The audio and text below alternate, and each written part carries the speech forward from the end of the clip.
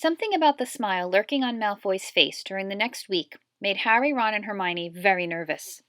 They spent most of their free time in Hagrid's darkened hut, trying to reason with him. "Just let him go," Harry urged. "Set him free." "I can't," said Hagrid. "He's too little. He'll die." They looked at the dragon. It had grown 3 times in length in just a week. Smoke kept furling out of its nostrils. Hagrid hadn't been doing his gamekeeping duties because the dragon was keeping him so busy. There were empty brandy bottles, and chicken feathers all over the floor.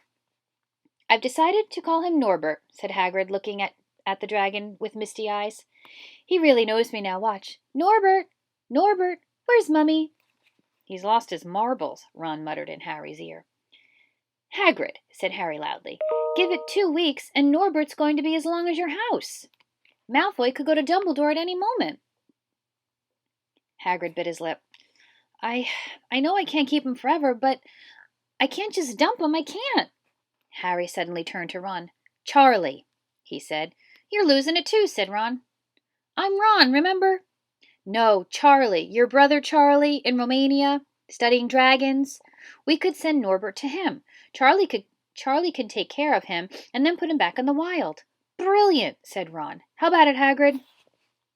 And in the end, Hagrid agreed that they could send an owl to Charlie to ask him. The following week dragged by. Wednesday night found Hermione and Harry sitting alone in the common room, long after everyone else had gone to bed. The clock on the wall had just chimed midnight when the portrait hole burst open. Ron appeared out of nowhere as he pulled off Harry's invisibility cloak. He had been down at Hagrid's hut helping him feed Norbert, who was now eating dead rats by the crate. "It bit me," he said, showing them his hand, which was wrapped in a bloody handkerchief. "I'm not going to be able to hold a quill for a week. I tell you, that dragon's the most horrible animal I've ever met. But the way Hagrid goes on about it, you'd think it was a fluffy little bunny rabbit. When it bit me, he told me off for frightening it. And when I left, he was singing it a lullaby." There was a tap on the dark window. "It's Hedwig," said Harry, hurrying to let her in. "She'll have Charlie's answer." The 3 of them put their heads together to read the note. "Dear Ron, how are you? Thanks for the letter. I'll be glad to take the Norwegian Ridgeback, but it won't be easy getting him here. I think the best thing will be to send him over with some friends of mine who are coming to visit me next week. Trouble is, they mustn't be seen carrying an illegal dragon. Could you get the Ridgeback up to the tallest tower, midnight on Saturday? They can meet you there and take him away while it's still dark. Send me an answer as soon as possible. Love, Charlie." They looked at one another.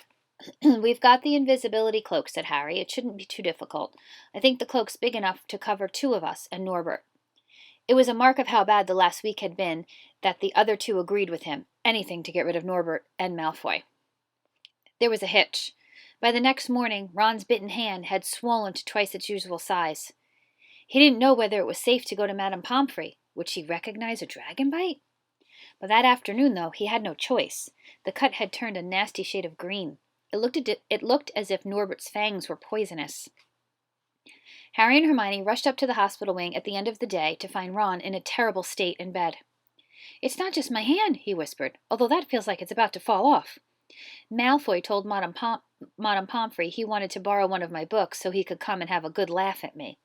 He kept threatening to tell her what really bit me. I've told her it was a dog, but I don't think she believes me. I shouldn't have hit him at the Quidditch match. That's why he's doing this." Harry and Hermione tried to calm Ron down. "It'll be all over at midnight on Saturday," said Hermione. But this didn't soothe Ron at all. On the contrary, he sat bolt upright and broke out into a sweat. "Midnight on Saturday," he said in a hoarse voice. "Oh, no! Oh, no! I've just remembered. Charlie's letter was in that book Malfoy took. He's going to know we're getting rid of Norbert." Harry and Hermione didn't get a chance to answer. Madame Pomfrey came over at that moment and made them leave, saying Ron needed sleep. "It's too late to change the plan now," Harry told Hermione. "We haven't got time to send Charlie another owl, and this could be our only chance to get rid of Norbert. We have to risk it. And we have got the invisibility cloak. Malfoy doesn't know about that."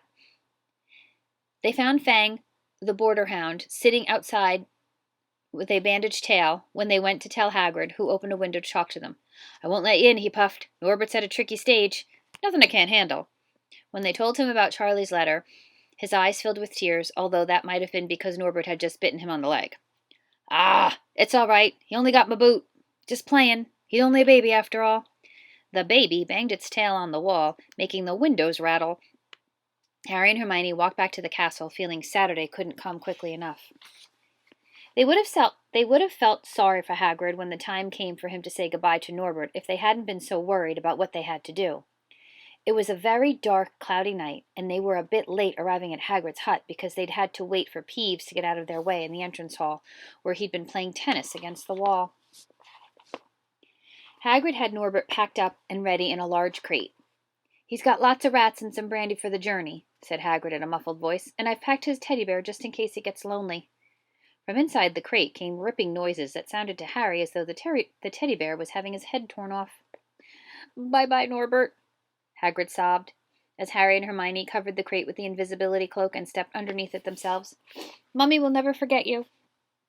How they managed to get the crate back up to the castle they never knew. Midnight ticked nearer as they heaved Norbert up the marble staircase in the entrance hall and along the dark corridors. Up another staircase, then another.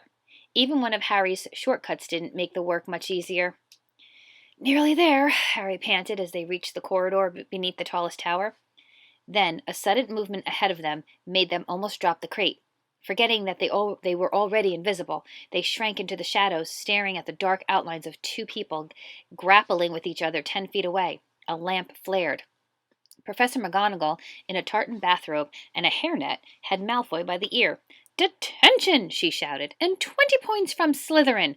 Wandering around in the middle of the night! How dare you!" "You don't understand, Professor. Harry Potter's coming. He's got a dragon." "What utter rubbish! How dare you tell such lies? Come on, I shall see Professor Snape about you, Malfoy." The steep spiral staircase up on the top of the tower seemed the easiest thing in the world after that. Not until they'd stepped out into the cold night air did they throw off the cloak, glad to be able to breathe properly again. Hermione did sort of a jig. "Malfoy's got detention. I could sing." "Don't," Harry advised her. Chuckling about Malfoy, they waited, Norbert thrashing about in his crate. About 10 minutes later, 4 broomsticks came swooping down out of the darkness. Charlie's friends were a cheery lot. They showed Harry and Hermione the harness they'd rigged up so they could suspend Norbert between them. They all helped buckle Norbert safely into it, and then Harry and Hermione shook hands with the others and thanked them very much. At last, Norbert was gone. They slipped back down the spiral staircase, their hearts as light as their hands, now that Norbert was off of them. No more dragon. Malfoy in detention. What could spoil their happiness? The answer to that was waiting at the foot of the stairs. As they stepped into the corridor, Filch's face loomed suddenly out of the darkness. "Well, well, well," he whispered, "we are in trouble." They'd left the invisibility cloak on the top of the tower.